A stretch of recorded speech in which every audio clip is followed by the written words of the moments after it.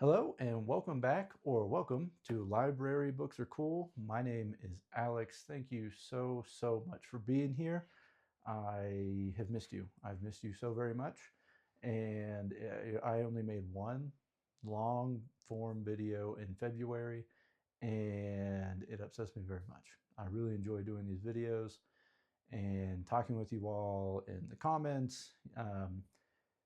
Seeing how you all respond and what you all think, and watching your all's videos as well, and what you guys are reading. So it's been a really good community here on the BookTube, and also on Instagram. Man, there have been some awesome people over there. So it is good to be back in the beginning of March, and I want to do a few things. Number one, talk about my plans and intentions for this channel. Number two, obviously, is getting to the TBR. But most importantly, how are you? What's been going on? Dude, I missed you. I missed you so much. How are you? How are things? How has your reading been? What have you been reading? What is your favorite book of the year so far? I can tell you right now that mine is Giovanni's Room. Book was awesome. Um, so I think moving forward, I would like to make less cuts in my videos and make them more just kind of stream of consciousness. I don't really have much of a plan whenever I go into these videos, which might be part of the problem with me. It's the same thing with my writing. I'm a bit of a pantser. I don't plan much.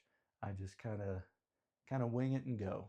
Um, so that's been honestly a pretty big hindrance for me in making these videos, is the amount of time that I take to edit them and chop them up and take out the pauses and the ums. And, I can make a full video off of each video just of things that I have completely taken out of the video, and so that's kind of been a big hindrance for me getting onto this platform. I'm not very good at sitting here and talking to a camera. That's a little weird for me.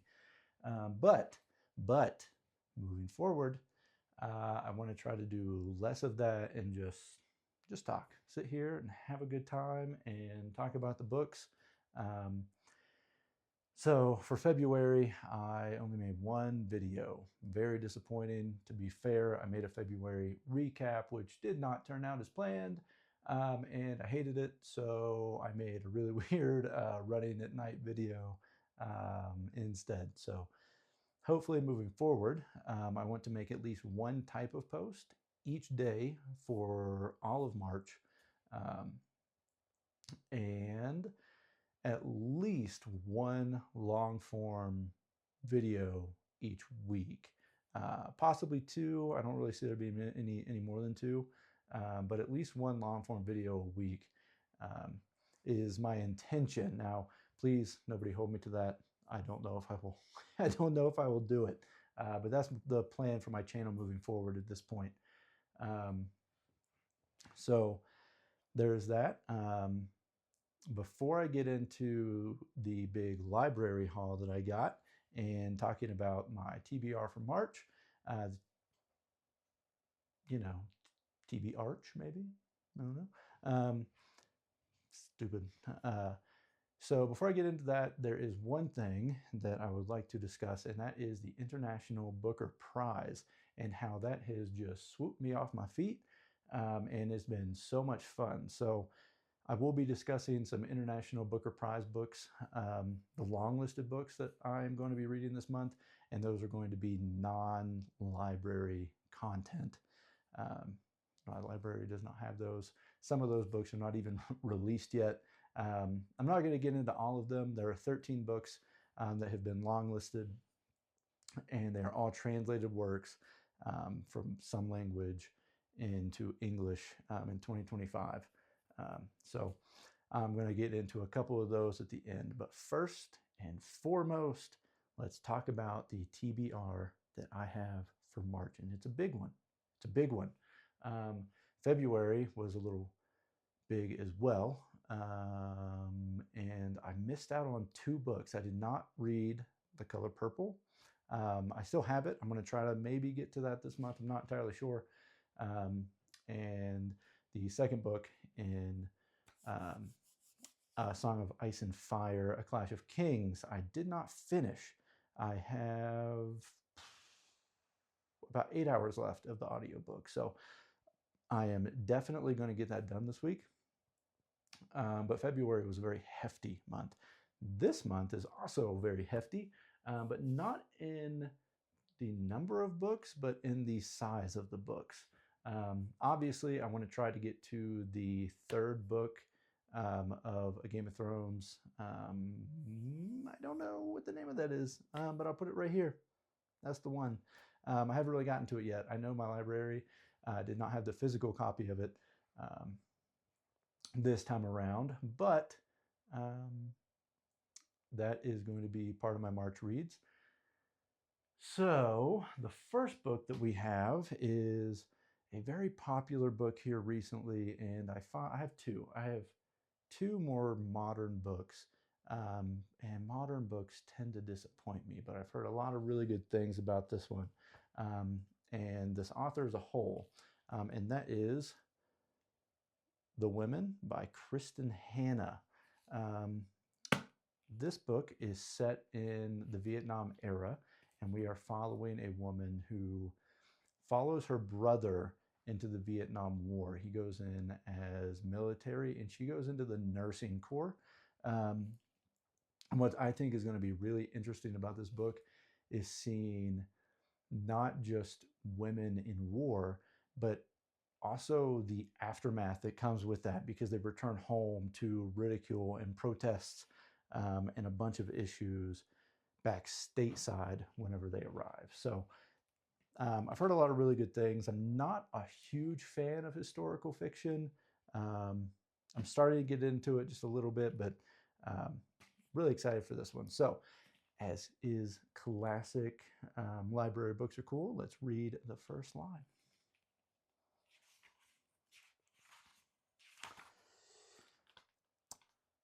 The walled and gated McGrath estate was a world unto itself, protected and private. And that is The Women by Kristin Hannah. So I'm not sure the order I'm going to read these in just yet. So anyway, next book. So this one is a little bit too close to home. It's a little too real. It's kind of like 1984 a little bit, where it's supposed to be dystopian, but it's not. It's more nonfiction at this point. Now, this is one that I picked up. I had never heard of it. I've never heard of the author. And that's what makes libraries so much fun for me. Going in, just kind of really judging a book by its cover. And that is what I did with this one. And it is Hum by Hellen Phillips. And this is set in a not so distant future where global warming and artificial intelligence is kind of taking over the world. There are these intelligent robots called hums that are a big part of this world. And we are following a woman named May, who her family has some really significant debts. So she undergoes this super experimental thing where she gets her face redone so that she is not recognizable by surveillance. And I'll be honest, I don't know if that sounds so far in the future, maybe like 2028. I don't know. But that is Hum, and it might be a little concerning to read. But let's get into it and read the very first line.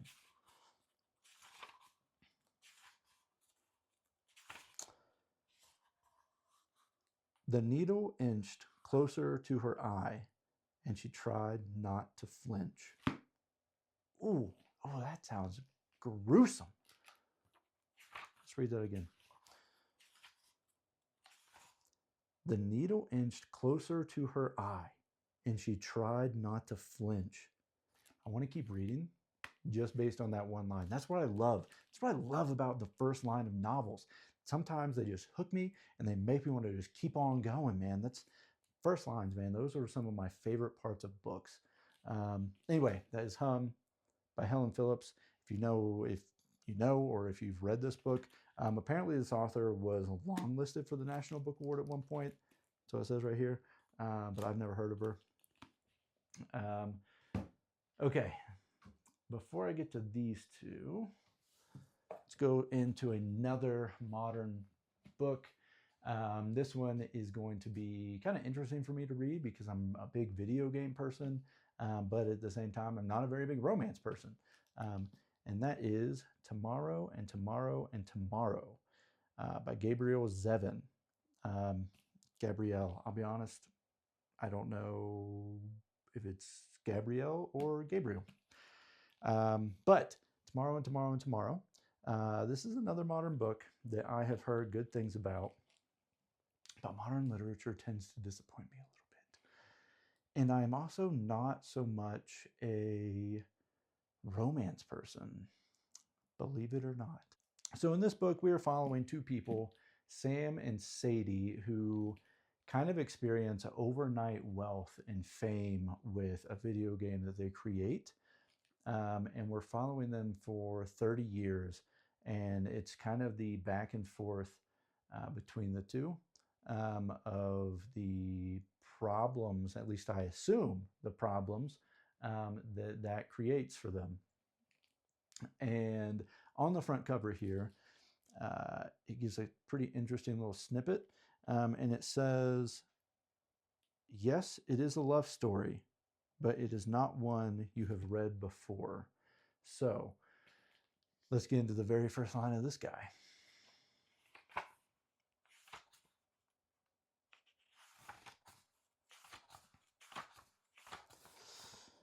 Before Mazer invented himself as Mazer, he was Samson Mazer. And before he was Samson Mazer, he was Samson Masser. A change of two letters that transformed him from a nice, ostensibly Jewish boy to a professional builder of worlds. And for most of his youth, he was Sam, S-A-M, on the Hall of Fame of his grandfather's Donkey Kong machine, but mainly Sam. So it might be a little concerning in a show of age that old school arcade games from like the 80s and 90s are now referred to owned by grandfathers and grandparents. That might be a little concerning and definitely showing age. But yeah, man, I think that's a pretty good opening line. You know, we get a lot to it. I'm excited for that book. I'm excited because video games have always been a big part of my life. You know, growing up with the Super Nintendo, the Sega Genesis, and then from there getting a Dreamcast, and then from there an Xbox and PlayStation 1, PlayStation 2, and so on and so forth. You know, they've always been a very important part of my life, and they probably will be for the remainder of my life, at least to some extent. I definitely don't have time to even play video games as much as I used to. But I'm really excited for that one. Heard a lot of good things.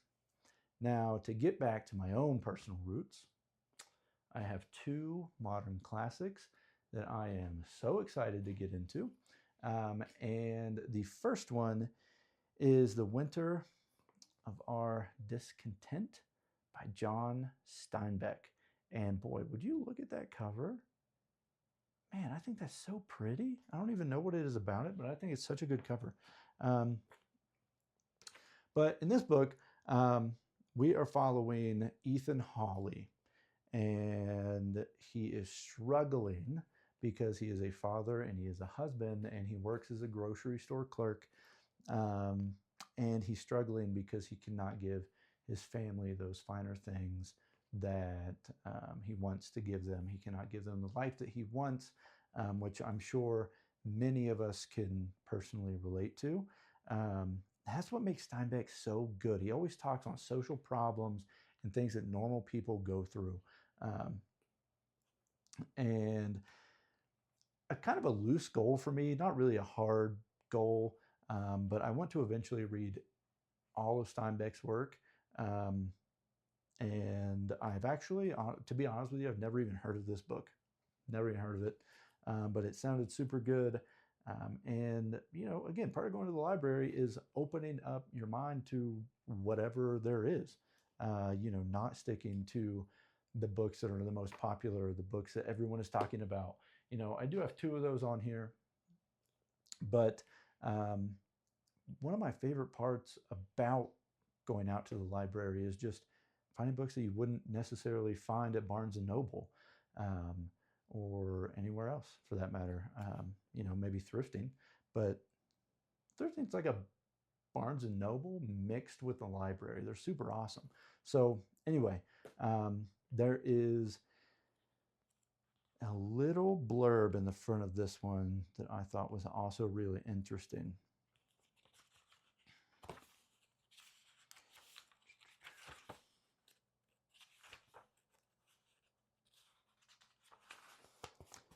Readers seeking to identify the fictional people and places here described would do better to inspect their own communities and search their own hearts, for this book is about a large part of America today. And that, I think that just really encapsulates Steinbeck's philosophy in pretty much all of his writing. So let's jump into the first sentence here. When the fair gold morning of April stirred Mary Holly awake, she turned over to her husband and saw him, little fingers pulling a frog mouth at her. In that first line, you know, we get this touch of silly, this touch of family and lightheartedness, and I think that just really shows how a lot of families kind of start, you know, they're lighthearted, and then I think what this book is going to do, and I have no idea, but I think what this book is going to do is delve into those complications that a father deals with in the expectations that there are on fathers, that, you know, they're also on mothers, they're also on a lot of mothers, and especially single mothers and working mothers. I know it's not necessarily all, you know, fathers work and mothers stay at home. That's not society today. But I think that is what this book is going to delve into. So super excited to get back into another Steinbeck, because the only ones I've ever actually read are East of Eden and Grapes of Wrath, arguably his 2 most popular. So, and the last one is one of my favorite authors, Steinbeck and Polinick, and this guy right here, who you may have heard of, Ernest Hemingway. And this is a collection of short stories called In Our Time. And pretty much there's several recurring characters in this collection, but primarily we're following a guy by the name of Nick Adams. And classic to Steinbeck, classic to Hemingway. I'm not going to cut that out. You know, I'm not going to cut that out. Usually I would go cut that out and not look like a fool, but I'm going to keep it. I'm going to keep it in there and keep on rolling with it. So, classic to Hemingway. It's about war. It's about bullfighting, because he loved bullfighting. The Sun Also Rises is probably his most notable book on bullfighting, and I will tell you, it is phenomenal to read. It's beautiful. Something I never thought that I would enjoy to read about, but he does it in such a fun way. He really puts you in the middle of that fiesta. But anyway, In Our Time, we are kind of dropped into multiple points in time, not really anything cohesive, but just kind of recurring characters. So I have his entire collection of short stories, which is very large and daunting. So this one is much shorter. It's only like 150 some pages. Probably knock this out in a day or 2. So I'm excited, man. I'm excited to actually read an intentional collection of short stories rather than the entire collected works. So let's hop on in to the very first line here. On the quay at Smyrna, the strange thing was, he said, how they screamed every night at midnight. Interesting, man, I'll tell you. Hemingway has a way. There is a Hemingway about Hemingway, that his prose is so simple. His dialogue is just so precise, and I really try to take that into my own personal writing. And I've mentioned that twice. So for those of you that don't know, I'm a big writer. I love to write short stories. I wouldn't say I'm really working on a novel, but I have a couple in the works that are very loosely whatever, how, if you write, you know what I mean. So if anybody's interested in some writing stuff, man, I'm huge into that content as well. If you would like to see some writing content on this channel, please let me know, because I would love to make a video about it. And even if nobody even asks for it, you might get it anyway. So for all my readers out there, let me know. But anyway, that is In Our Time by Ernest Hemingway. And here's a quick shot of my March TBR that I am super excited for, man. Focus, not on me. There we go. Man, look at that. What a pretty collection. Anyway, all at the local library. So if you haven't done it anytime soon, go out, man. Support your local library. Get a book. I rented a movie. I rented Gone Girl, and it was super good. My wife and I watched it this weekend. So, they have movies, they have books, they have games, they have, anything, man. Just go out, support them. They're there. They offer some great things. So anyway, let's sit back. Let's relax for a second. Let's take a breath. Done a lot of talking. See, and this is what I mean. I'm generally not very good at just talking. The stream of consciousness is something I'm working on, and something that I hope will make me a more consistent creator moving forward on this channel. So let's take a breath, you and me. Grab some water, man, or coffee. I'm a big coffee, but it's like 10:30 at night. I have to go to bed. I've been up since 3 o'clock this morning. Anyway, take a breath. Okay. Okay. So the other thing I would like to get into is the International Booker Prize Longlist. There are 13 books on it, and my hope is to read at least 4 or 5 of them. I don't know if I'm going to get to very many, but for this month, there's 2 that are really short. I just finished On Earth as It Is Beneath, which was super interesting. It's about this penal colony that inmates are sent to pretty much to die.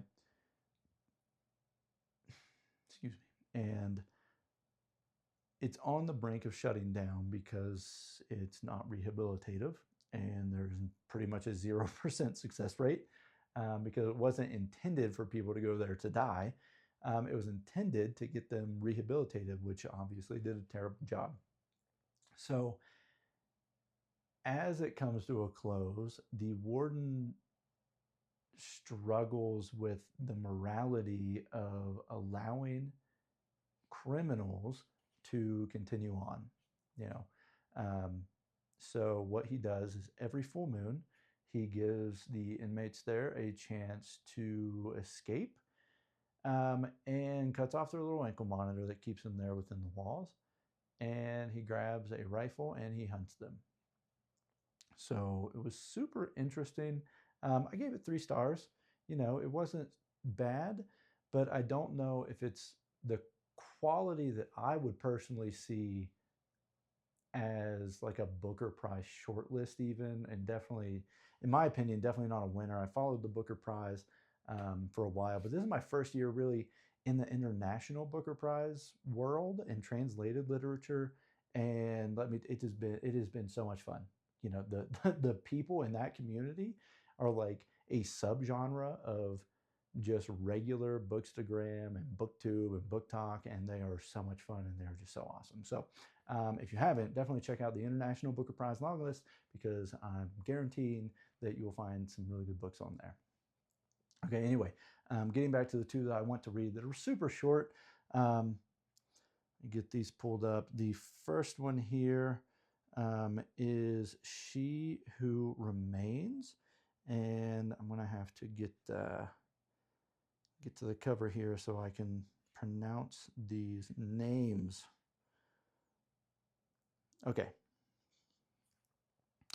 So this is She Who Remains by Rene Karabash. Could be entirely butchering that name. I probably am, almost guaranteed. And it is translated by Isidora Angel. And it is translated from Bulgarian, which is, I've never read a Bulgarian novel before in my life. But pretty much in this, there's a girl, it's, in my opinion, just reading it is similar to Mulan. In a sense, it's not like Princess saving, the world or anything, but this woman is in pretty much this like, not a clan, but this mountain village, and she swears her virginity and pretty much proceeds so far as a man. So it's a queer novel, and that's really about all I get from it. I'm not very far in. I'm about 40 pages or so.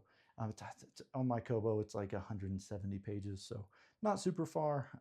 Really interesting. There's no punctuation so far. It's all just stream of consciousness to this point. So super excited for that one. The next book, coincidentally, and this had nothing to do with politics in America today, but coincidentally, the next book that I have on here is Women Without Men, a novel of modern Iran. And this is by Shahmush, Parsipur, translated by Faridun Farouk. And again, I am terrible with names, so I probably definitely butchered that whole thing. But this is, I actually had this on here before the bombing took place, which is awful, just absolutely terrible. I think that's one of the dumbest things that could have happened, but I don't, I didn't intend for this to be because of that. But anyway, in this novel, we are following 5 women, and that's about all I know. I haven't really read much about it. All I do know is that this book was actually banned in Iran for depicting women's freedom. So I'm actually really excited to get into this one. I think it's going to be an interesting read. I've actually never really read anything about Iran or by an Iranian author. So that'll be a lot of fun. So that's what I have for you for March. Hopefully you will see much more of me. I'm very, very excited to see much more of you this month and to get to talk to you and interact and engage. So until next time, my friends, thank you for being here. And I hope you have a wonderful reading March.